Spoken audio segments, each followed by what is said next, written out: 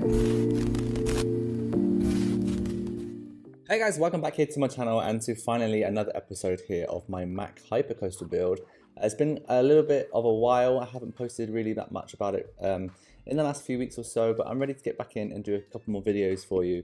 And today I'm going to be doing the photo booth where riders can purchase an on-ride photo, and also like a locker area for people to store those loose articles before riding the coaster itself.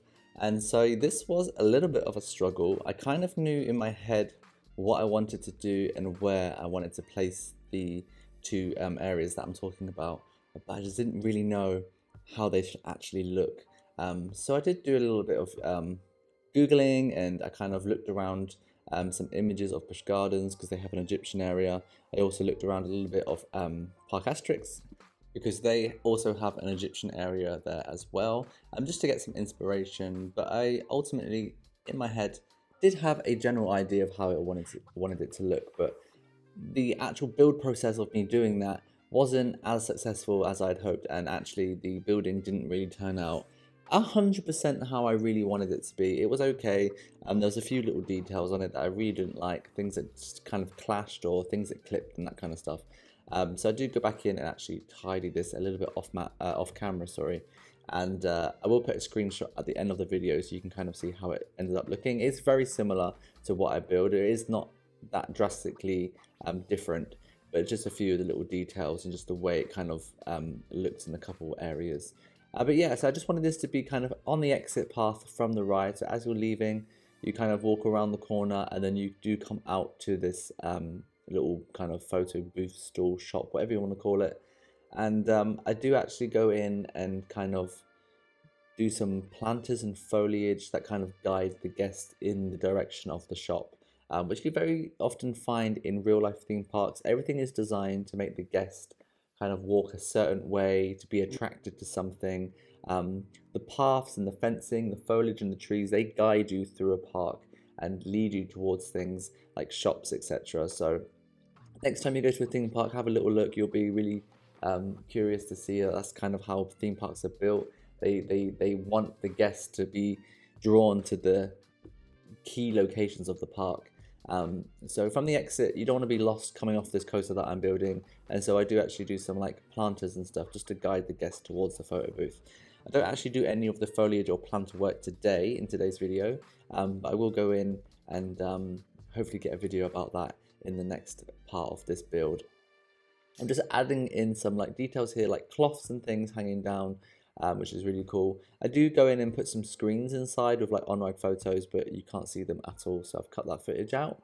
And yeah, this was a bit where I started getting a bit lost. I wanted to do this nice kind of decor thing on the front here with this kind of dark turquoise greeny kind of thing with the, I don't know what you want to call it. I really like the look of that, but as you can see, part of it clips into that little building there, which I don't really like.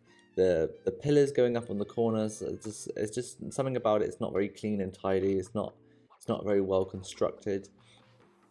So these are the kind of things I have to go in and tidy up at some point. I will do that, like I said, off camera, and I'll show you the picture at the end of how it looks. Maybe you can't even tell a difference, but I sure can.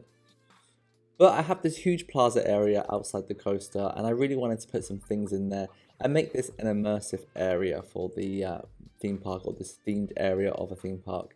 And it is a huge area, and you're thinking, oh my god, what are you going to do? Or I was thinking, what am I going to do in this space? So photo booth is one of those things, and of course coming up very shortly is the lockers for the ride. And then the rest of it, like I said, is just planters and stuff, and kind of shaping the area and making it a little bit more intimate and creating an atmosphere, so that the guests can really feel like they are immersed in this Egyptian kind of themed area. But the coaster itself, I'm really loving it. Like, I'm having a great time building this. I do have lots of little kind of details to add that are a little bit, you know, tedious to do, but when they're done, they look great. And these are the kind of things I do off camera. But the main chunks of the build is what I do on camera. But can't wait to show you more progress on this. It's been really fun.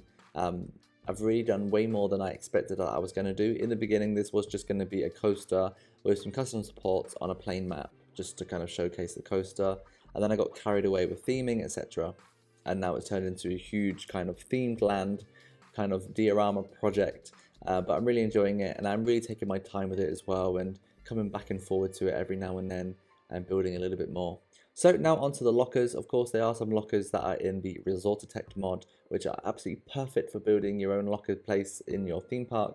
And then I'm just kind of laying down some here, and then obviously I'm going to do a little canopy type structure above it just to kind of shade it off for the guests, and also just to make it look a little bit more interesting. So I'm putting an Egyptian pillar there in the middle to tie it into the rest of the theming around, and then I'm hanging off these fabric canopies, which are really cool. I like these. These are from I think they're from Shy Guys set, the dining set by Shy Guys.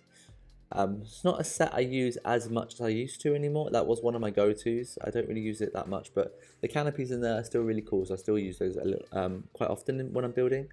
And then of course I'm just gonna kind of support those up with some poles, and then I'm gonna attach some rope to the corners of them as well, and then tie those up to the pillar, just to have a little, like there's some tension in there to keep them up. This was real basic, nothing crazy at all, but something very simple but effective, I think. Something else that I do as well, which I believe I did off camera because it was quite tedious, and this was taken from an entry that I got on a diorama challenge, which I was totally mesmerized by, and I thought the detailing of the pathing was amazing, and I really wanted to try my own, have my own go at doing this same style kind of pathing, and you'll see that in the screenshots at the end. And that's making the edges where the brick floor meets the kind of plain floor, and kind of making that transition a lot nicer by using some stones. So you'll see that in the screenshots now, and I do that to kind of really make the area look a little bit better.